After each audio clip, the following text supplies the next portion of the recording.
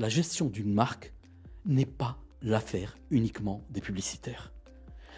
Une marque est un actif stratégique pour l'entreprise.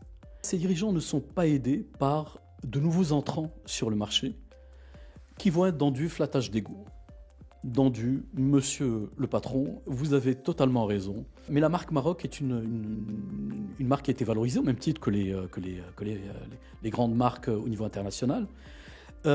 Malheureusement, peu de gens en parlent. Amine Laraki, bonjour. Bonjour. C'est un plaisir de te recevoir. Ça fait très longtemps qu'on ne s'est pas rencontrés et j'ai eu le plaisir de participer à un événement récent dont on parlera tout à l'heure où on a pu reprendre langue. Mais tout d'abord, je voudrais que tu expliques un peu à nos amis, mais qui est Amine Laraki? D'accord. Alors, Amine Laraki, je vais dire, c'est un homme libre. Un homme sagement rebelle. Alors, rebelle ne veut pas dire révolutionnaire, mais plutôt une personne réformiste. Alors, je reviens à la première personne du singulier. Je suis né il y a 57 ans à Casablanca, dans une famille relativement bien lotie. Fils de médecin. Ma mère était femme au foyer parce qu'elle n'avait pas besoin d'aller travailler, bien que c'est une femme lettrée. Elle était très cultivée également. Euh, et puis j'ai grandi, je suis né dans ces conditions-là, mais j'ai grandi dans des conditions diamétralement opposées. Mon père est décédé lorsque j'avais 1 an et demi. Et donc après son décès, c'était un moment de bascule où les conditions ont totalement changé. Donc je suis né riche, mais j'ai grandi autrement. Euh, j'ai grandi dans une famille aimante, avec une mère qui bataillait comme elle pouvait pour nourrir ses 3 enfants. Et puis la figure paternelle qui était importante, enfin qui est importante pour tout le monde, je l'ai reportée sur le grand frère,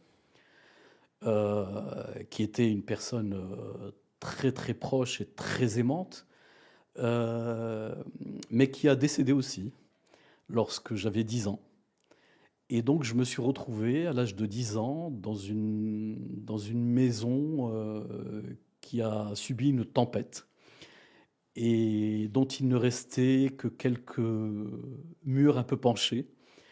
Et tout de suite, ça m'a obligé d'être de facto l'homme de la maison. Donc avec les responsabilités que ça implique, avec le degré d'engagement et de sérieux que ça devait représenter. Et, et puis, c'est quelque chose qui m'a très très fortement forgé. S'il fallait revenir en arrière, je dirais adieu ne change rien, vu ce que tout ça a pu m'apporter comme enseignement, comme force, et c'est quand même quelque chose d'assez extraordinaire. Donc j'ai grandi dans ces conditions plutôt pas évidentes, surtout sur un plan social, sur le plan du regard des autres. C'était pas évident. Ensuite, j'ai passé mon bac, je suis parti en France, je suis revenu pour travailler dans mon pays que j'adore. Et je suis surtout revenu retrouver une mère qui avait besoin d'un point d'appui.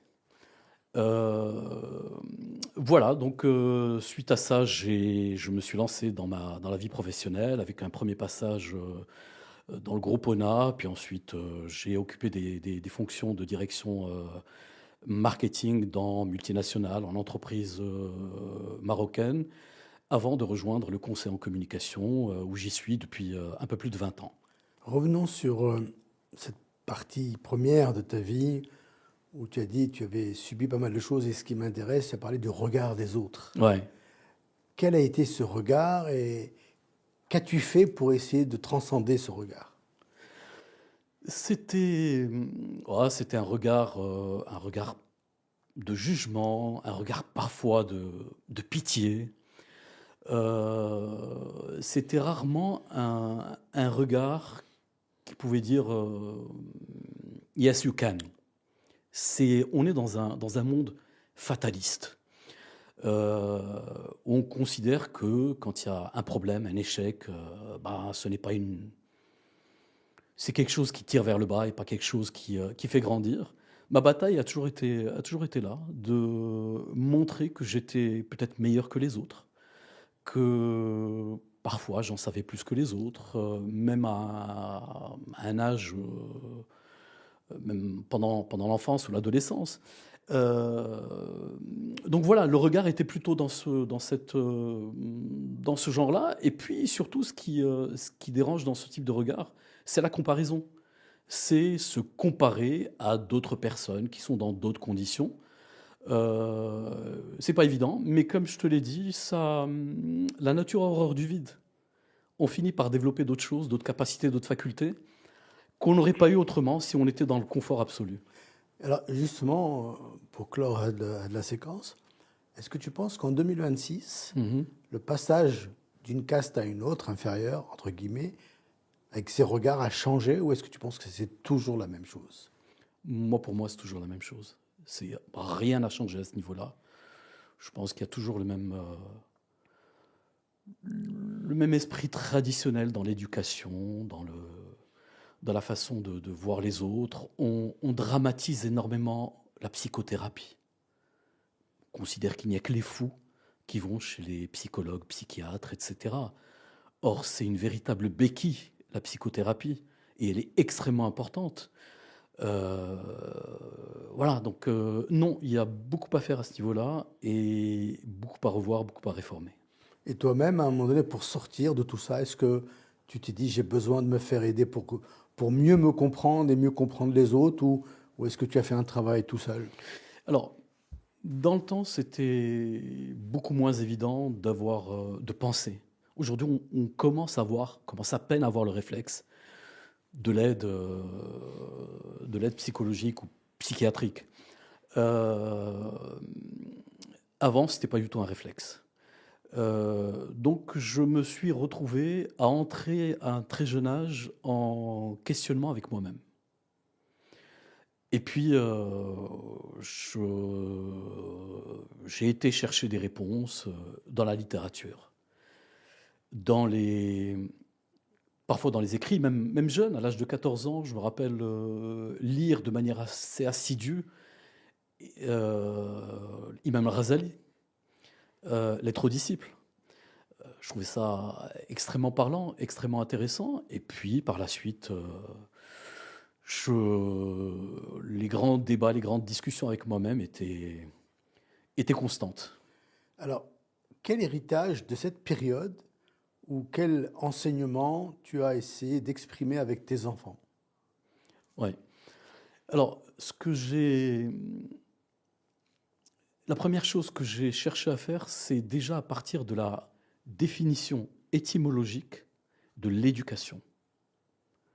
Qu'est-ce que l'éducation? L'éducation, si on se réfère à sa définition, à ce qu'elle est, enfin sa définition latine, éducation, c'est ex ducere, qui veut dire détaché de soi. Donc la première des choses que j'ai cherché à faire, c'est à faire de sorte à ce que mes enfants se détachent de moi le plus rapidement possible et qu'ils développent rapidement une liberté et une autonomie intellectuelle et de conscience dès qu'ils le peuvent. Et ça, aujourd'hui, ils en sont conscients? Ouais, totalement. Totalement, j'en parle énormément avec eux et puis on le pratique au quotidien. Je ne suis absolument pas celui qui sait tout, celui qui leur dicte quoi faire.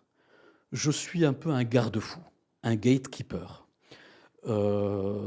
Et ça marche, Dieu merci, ça marche très, très bien. Tu es dans l'univers de la communication. Je rappelle que tu es directeur général de Zone Bleue. Qu'est-ce qui t'a amené vers cette industrie de la communication? Et Alors, pourquoi? je parlais au tout début, je disais que j'avais une âme de réformiste. Et j'ai toujours vu la communication au Maroc, en tout cas l'activité, comme étant une activité qui ne demandait qu'à être structurée, qu'à être professionnalisée. Quand je comparais ce qui se passait ici avec d'autres pays, la France, les États-Unis, l'Angleterre, etc., je voyais qu'on était, alors c'était au début des années 2000, qu'on était encore dans une démarche assez artisanale de la communication et de la communication publicitaire, que ça manquait de ressources, ça manquait de compétences, ça manquait de structure, ça manquait de vision.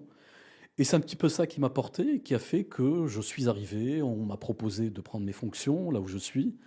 Et j'ai tout de suite, lorsque j'ai pris mes fonctions, tout de suite amorcé un projet d'entreprise qui consistait à faire passer la structure dans laquelle j'étais à un statut de groupe d'agents spécialisés. Et alhamdoulilah, ça a bien fonctionné, le temps m'a donné raison et c'était ce qu'il fallait faire. Et aujourd'hui, justement, cette industrie de la Mhm. communication Ouais. n'est-elle pas en train de vivre une vraie révolution, pour ne pas dire une mutation obligatoire à cause ou grâce à la révolution de l'IA, etc. Quelle est ta lecture de ce contexte actuel? Alors, pour moi, l'industrie publicitaire est aujourd'hui portée par des personnes qui ont le nez dans le guidon, euh,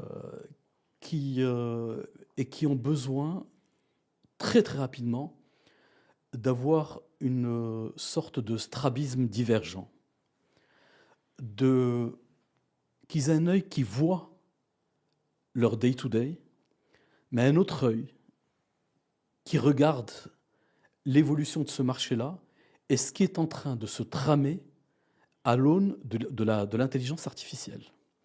Alors, pour étayer, si tu veux, je peux étayer tout ça. Euh, Aujourd'hui, avec l'intelligence artificielle, on est sur une surconsommation et une surproduction de contenu. Donc, on vit cette période de surmessage. Et on le vit tous.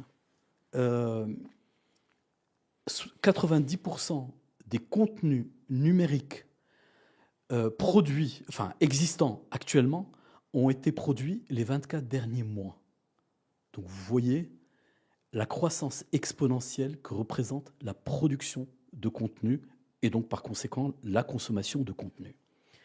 Donc finalement, les marques pour lesquelles nous travaillons ne sont plus face à un enjeu de visibilité, elles sont face à un enjeu de lisibilité et de clarté. Et ça, il faudrait qu'il y ait une prise de conscience par rapport à ce point-là. Pour être encore plus précis par rapport à ça, quand vous cherchez une marque sur Google, je vais prendre exemple d'un établissement touristique. Sur Google, on va aller chercher hôtel 5 étoiles, Marrakech.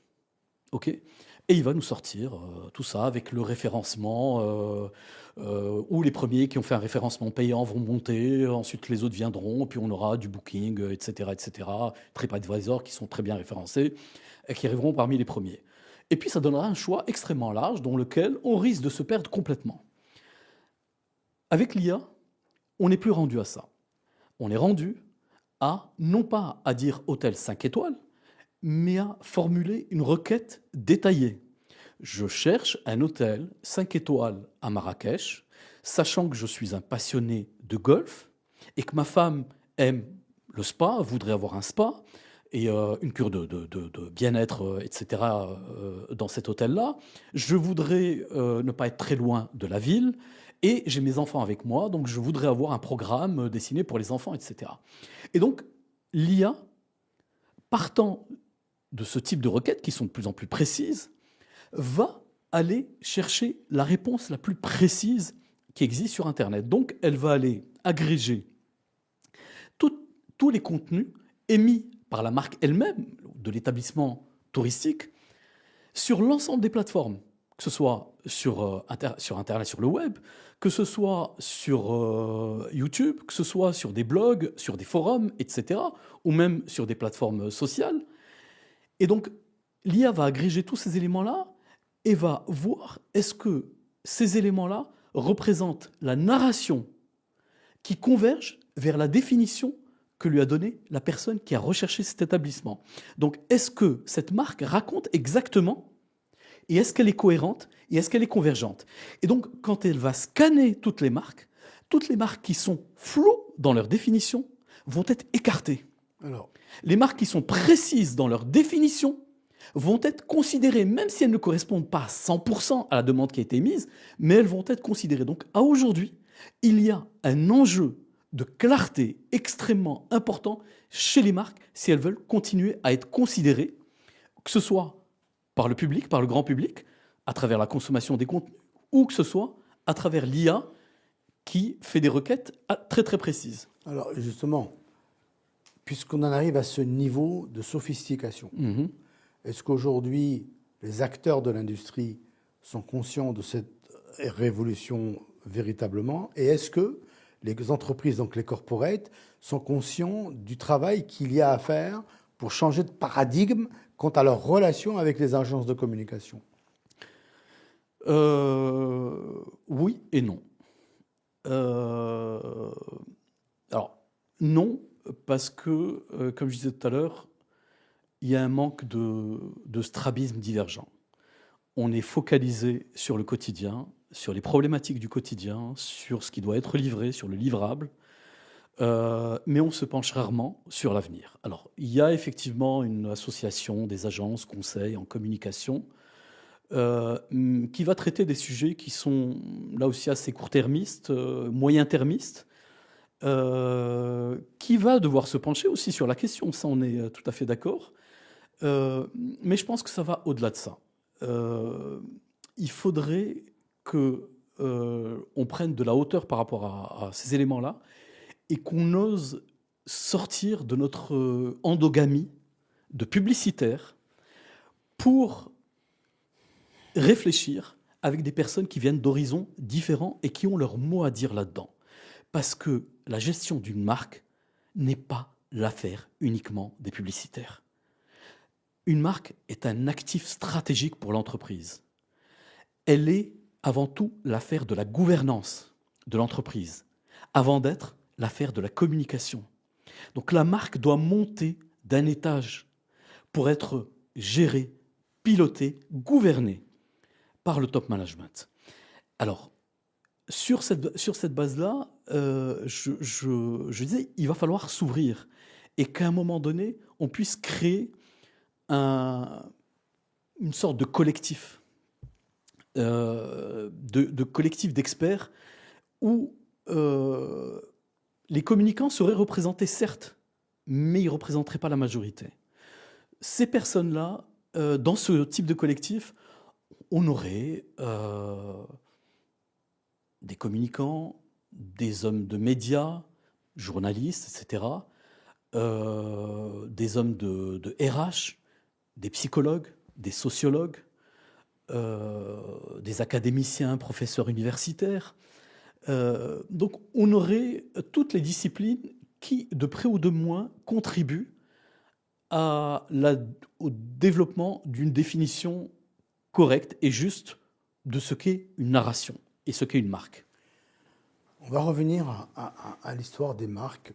Je voudrais que tu partages avec nous ta vision ou ta lecture de comment le consommateur marocain ou le citoyen marocain a évolué aussi en fonction de l'offre publicitaire. Est-ce que c'est un consommateur ou est-ce qu'aujourd'hui, est-ce qu'il a une exigence justement sur ce qu'on doit lui donner comme contenu ou est-ce qu'aujourd'hui, le niveau de maturité est encore assez bas pour lui servir n'importe quoi? Non, je pense que le consommateur marocain a très fortement évolué et beaucoup plus rapidement qu'on ne le pense. Il est très exigeant sur les qualités intrinsèques d'un produit ou sur même les messages qu'on lui transmet. Et on a tendance à oublier ça. Et je pense que la maturité n'est pas à aller rechercher chez le consommateur. Il faut aller la rechercher chez nos dirigeants. Chez les dirigeants d'entreprise, c'est là où il faudrait qu'il y ait une maturité publicitaire, de sorte à ce que ce qui est émis publicitairement colle exactement avec les attentes du consommateur final. Je lisais récemment un post qui a été fait par un collègue sur le mimétisme publicitaire durant ce ramadan, et je lui ai répondu en tout simplement, voilà quelle est la définition du biais de conformité. Et on vit avec un biais de conformité qui est très, très, très prononcé dans notre pays. Et surtout, de la part de nos dirigeants qui sont beaucoup plus rassurés dans le moi aussi que dans le moi singulier et différent. Mais justement, c'est intéressant ce que tu dis, mais est-ce que le rôle d'une agence de communication n'est pas d'être dans cette profondeur pour faire changer d'avis les dirigeants pour qu'ils évoluent et qu'ils fassent évoluer leur marque, plutôt que de servir leurs égos pour pouvoir garder uniquement la dimension business? Tout à fait. Alors, oui, c'est le rôle des agences et je te rassure, elles le font. Et elles le font très fortement et en continu. Maintenant, je ne dis pas que tous les dirigeants sont comme ça. Alors attention, je parle peut-être une majorité, mais heureusement et Dieu merci, ils ne sont pas tous comme ça. Alors, ces dirigeants ne sont pas aidés par de nouveaux entrants sur le marché qui vont être dans du flattage d'ego, dans du monsieur le patron, vous avez totalement raison, on va faire exactement ce que vous demandez. Or, un vrai prestataire, un vrai conseiller, c'est quelqu'un qui remet en question. C'est quelqu'un qui questionne les systèmes établis. Et avant tout, on est des créatifs. Et des créatifs, ce sont les ennemis de l'ordinaire. Et c'est ça le métier. C'est comme ça qu'on doit être. Et c'est comme ça que nos dirigeants doivent nous voir et accepter le fait qu'on repousse les limites, qu'on est là pour les amener à sortir des sentiers battus. Mais c'est un travail commun, je te l'accorde, c'est un travail conjoint entre les émetteurs, les annonceurs, les entreprises et les agences conseils en communication. Et c'est pour ça que je parlais de sujets qui doivent être pris en main par un collectif à travers lequel il n'y a pas de conflit d'intérêts. Mais justement, en t'écoutant, j'ai une image de météorite. C'est-à-dire que depuis quelques années, on a l'impression qu'il y a eu tellement de nouveaux entrants que les acteurs historiques ont perdu la main, entre guillemets, sur, on va l'appeler comme ça, le narratif de la com en général ou de la com 360, et que cette multiplicité aujourd'hui fait que il y a une dilution du professionnalisme, de la rigueur, et donc ça a un impact sur la qualité quand même et sur l'influence, non? Tout à fait. Alors, tu parles de météorite, je parlerai dans le même sens de chaos, de systèmes chaotiques, pléthoriques, atomisés. Et tu sais très bien, mieux que moi, que l'ordre vient du chaos. Et il y aura un ordre qui va s'établir et un retour en force des enseignes qui sont sérieuses, qui sont là, certainement les historiques, qui font très bien leur métier. Et pourquoi ça? Tout simplement parce qu'il y a une évolution qui est là, qui attend ce marché, qui va se structurer dans les années à venir. Et là, on verra qu'il n'y aura plus de place pour les canards boiteux. Alors, je vais utiliser un terme que vous utilisez beaucoup. Si on ferme les yeux, quel est le persona type de l'agence de com d'ici 5 ans? C'est le sage rebelle. Mais encore?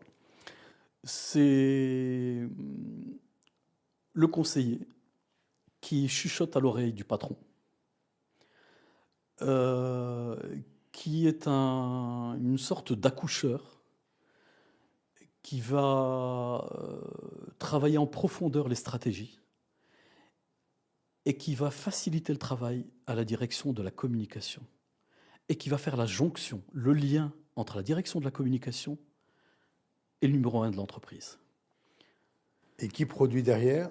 Alors, après, derrière, il sera l'orchestre de tout le déploiement qui viendra derrière. Donc, ce persona sera l'orchestre du déploiement, de la mise en œuvre, et il sera le garant de la cohérence de la narration.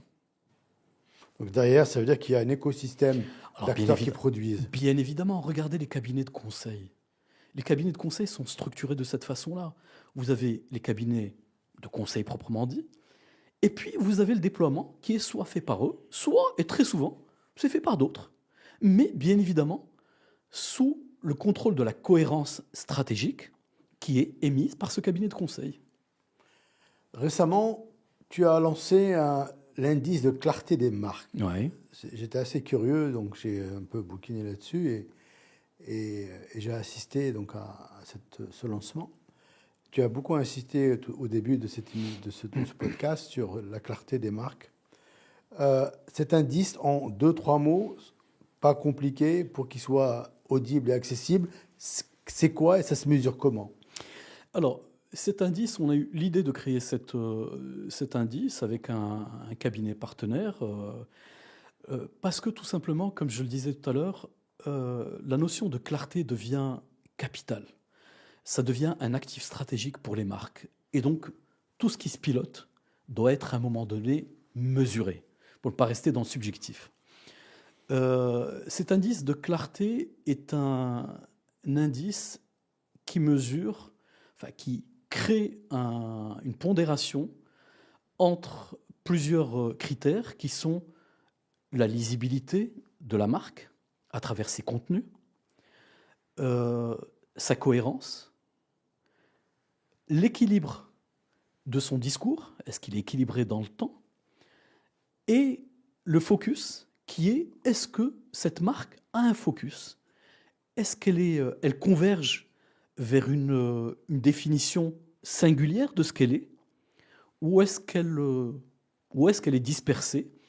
Et dans quel cas, si elle est dispersée, l'indice est très bas, enfin est plutôt bas. Si elle est focus, avec tous les autres éléments qui sont bien scorés, l'indice est élevé, mais on a été très agréablement surpris par l'indice élevé de clarté de certaines institutions marocaines. Voilà. La clarté vient-elle d'abord de la bonne définition d'un projet d'entreprise pour qu'il soit suffisamment lisible en interne et ensuite en l'externe? C'est quoi? C'est la plateforme de marque qui fait l'histoire? Exactement. C'est une cohérence et une parfaite symétrie interne-externe. Ça, c'est une condition sine qua non.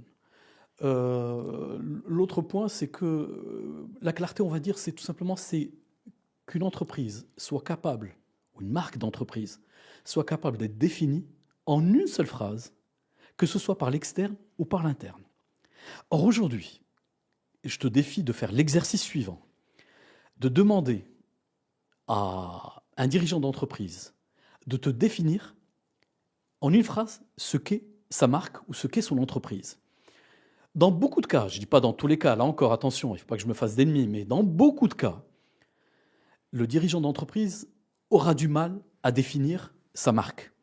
Il se définira comme étant, mais d'une façon très premier degré, très fonctionnelle. Mais se définir en tant qu'entreprise, comme je donnerai quelques exemples de définition, c'est pas très courant. Maintenant, ce qui est encore pire, c'est que, et ils le reconnaissent eux-mêmes, les patrons d'entreprise, ils vous disent non seulement on a du mal à définir, mais c'est pas ce qui est le plus compliqué, on arrivera à le faire. Mais le problème, c'est que quand je pose la question à mon entourage, dans l'entreprise, chacun me donne une définition différente. Alors, et c'est le cas de beaucoup d'entreprises. Dernièrement, j'ai rencontré un très grand dirigeant d'un groupe marocain qui m'a dit exactement ça. Et qui me dit, quand je pose la question aux personnes autour de moi, j'ai autant de réponses que de personnes à qui j'ai posé la question. Et donc, vous voyez, comment vous voulez être clair auprès de votre public si déjà, vous, avec votre garde rapproché, n'êtes pas clair sur la définition de votre entreprise et de votre marque? Alors, soyons concrets.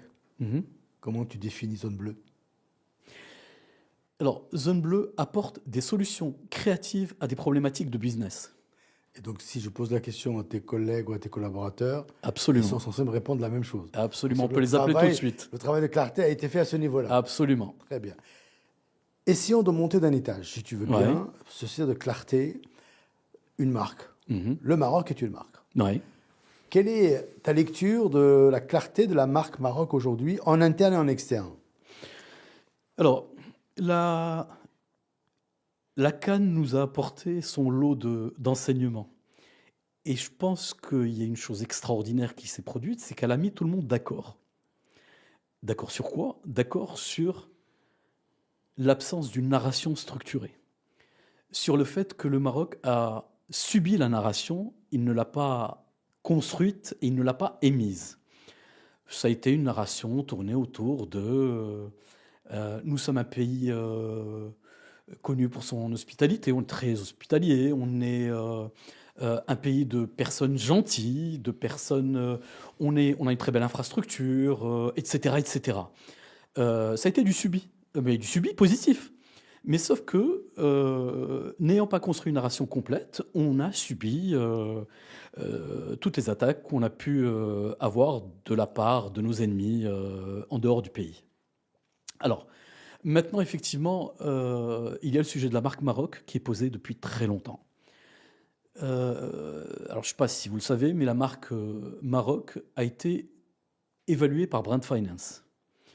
Elle a été évaluée financièrement. Je n'ai pas en tête le chiffre, mais c'est un très très gros chiffre. Il me semble, si je ne me trompe pas, de l'ordre des 40 milliards de dollars, mais je demande, il faut vérifier ça. Mais la marque Maroc est une marque qui a été valorisée au même titre que les grandes marques au niveau international. Malheureusement, peu de gens en parlent. Peu de gens se disent, et il n'y a eu personne qui est arrivé pour dire elle a une valeur, qu'est-ce qu'on doit faire pour capitaliser sur cette valeur, développer cette valeur, et quelles actions on doit entreprendre. Et là, effectivement, il y a cette notion de marque employeur qui doit être ressortie un peu des vieux cartons et qui doit être approchée, qui doit être développée, travaillée. Et tout à l'heure, tu me parlais de marque. Je te disais que la marque n'est pas que l'affaire des communicants. La marque est avant tout une affaire de gouvernance.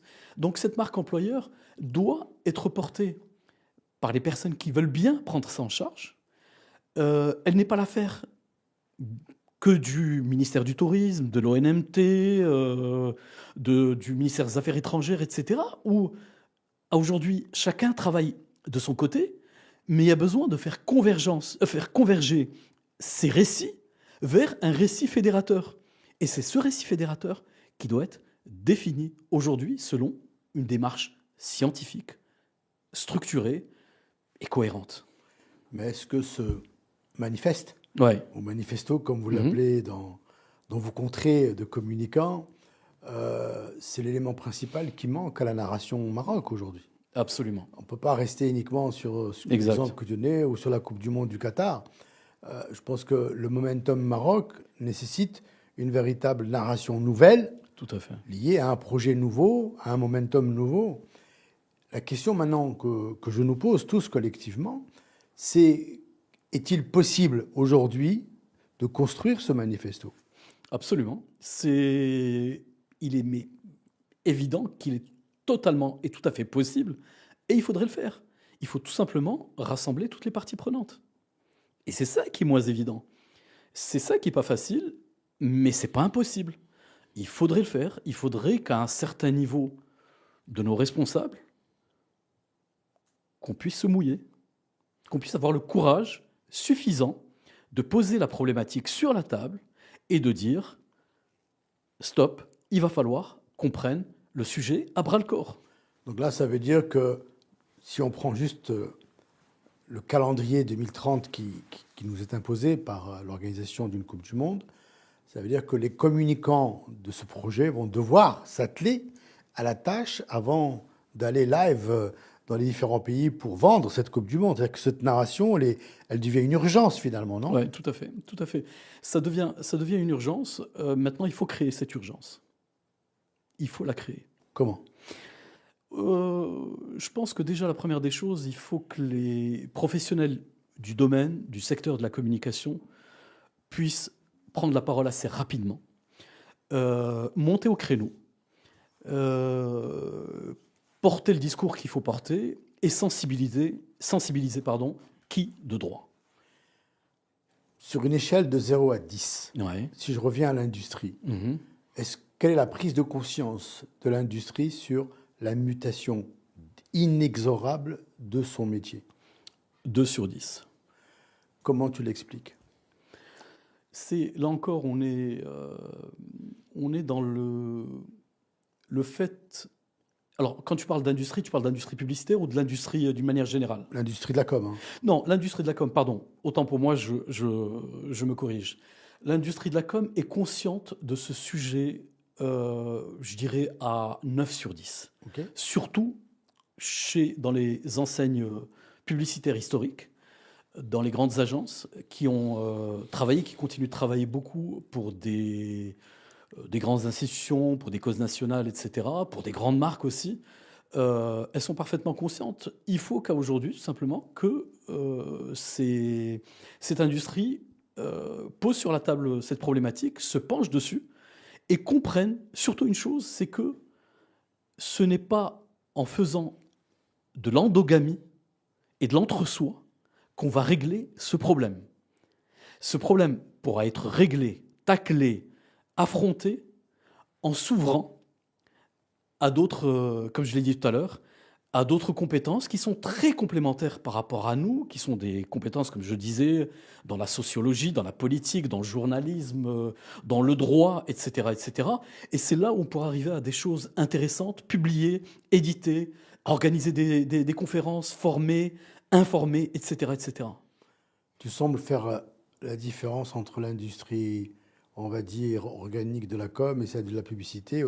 Et le spontané du 2, c'était par rapport à l'industrie publicitaire? Non, non, ce que j'ai dit au début. Ouais. Ce que j'ai dit au début. Non, c'est par rapport à la prise de conscience de l'industrie marocaine, dans le sens absolu, enfin pas publicitaire, de l'industrie du En général. tissu industriel marocain, où c'est pas qu'ils sont pas conscients, c'est que ce n'est pas encore une priorité.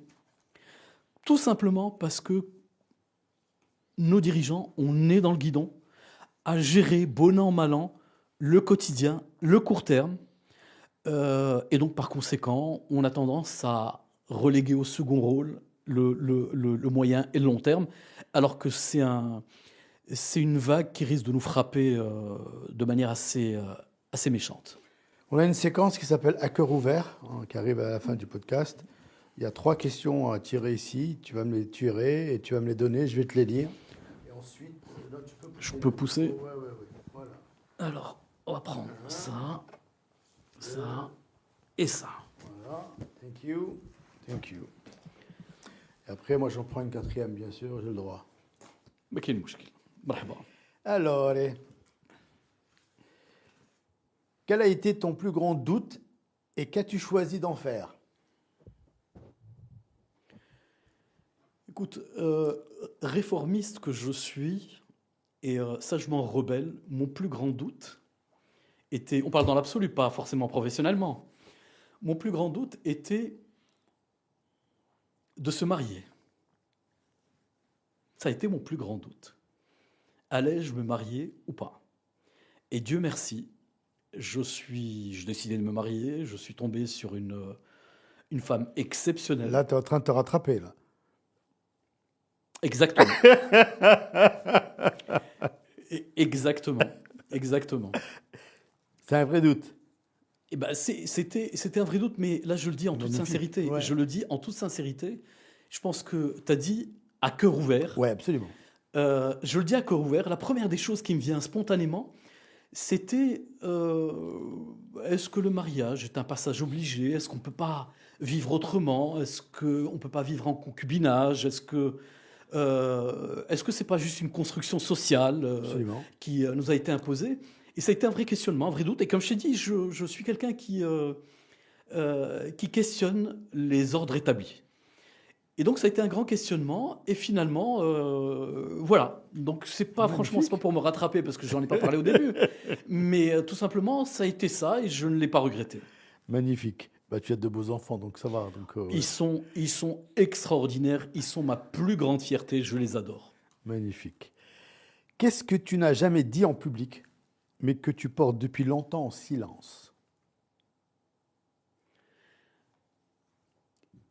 Je n'ai jamais dit en public que j'aimais ma femme. C'est vrai? Ouais, Ah, je pas ne l'ai cool. jamais dit en public. Je suis quelqu'un d'extrêmement pudique. Mais là, il faut lui dire. Bon, c'est déjà fait. Ok. C'est déjà fait. Et là, je passe du rien au tout. Et c'est ça. Puis, je n'ai jamais dit en public ce que j'ai dit en début de cet entretien. Je peux t'assurer, mon cher Jamal, que c'est la première fois que je me mets à nu de cette façon-là. C'est dire la confiance que j'ai et le plaisir que j'ai à avoir cet échange avec toi. Bah, merci en tout cas pour cette authenticité, puisque c'est celle qui est vraiment recherchée à travers cette conversation. Et je vois bien que dans tes yeux, l'émotion que tu es en train de vivre en ce moment. Une autre question qui est intéressante pour toi, parce Mhm, que je sais que tu es quelqu'un qui tourne autour du purpose, autour du mhm, sens. mhm. Quel moment de ta vie a tout changé, sans que tu ne le saches sur le moment?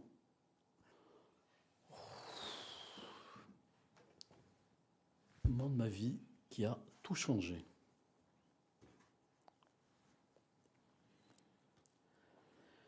Oui, moi j'aurais beaucoup de difficultés à répondre à cette question parce que le changement était permanent dans ma vie. Tout a été question de changement. Et tout a été changement, ça a été des changements subis et des changements voulus. Euh, le changement était une constante dans ma vie. Il y a eu énormément de changements. Un changement subi par la perte de proches, un changement subi lorsqu'il fallait quitter le pays pour aller à l'étranger, un changement subi lorsque je suis passé du monde de l'annonceur au monde du conseil. C'était un changement énorme. Donc c'était des changements continus et entre-temps, il y avait des micro-changements. Donc pour moi, peut-être ce qui me définit aussi, c'est le changement. Donc, et à chaque changement, il y a un renouveau, il y a une renaissance. Dernière question. Et si c'était à refaire, changerais-tu quelque chose? Honnêtement, rien. Je ne changerai absolument rien. Je garderai les choses telles qu'elles le sont. S'il y a des choses à changer, oui, il y en a beaucoup, mais c'est dans l'avenir que je ferai de sorte à ce que ça change. Y a-t-il quelque chose que tu aurais aimé partager avec moi aujourd'hui que tu n'as pas eu le temps de faire? Non, j'ai tout dit. J'ai absolument tout dit. Non, quelque chose à partager. Non, non, non. Non, non, j'ai absolument tout dit. Je te remercie pour cette magnifique conversation. Je pense qu'on a voyagé pas mal sur cette conversation, du personnel au professionnel, sur ta vision aussi, ta lecture, en tout cas du Maroc, et du monde en général. Et je sais que tu es quelqu'un qui est beaucoup dans la spiritualité. Je te souhaite beaucoup de succès, un excellent Ramadan qui démarre à peine. Et puis je te dis à très bientôt. À très bientôt, Jamal. Merci infiniment.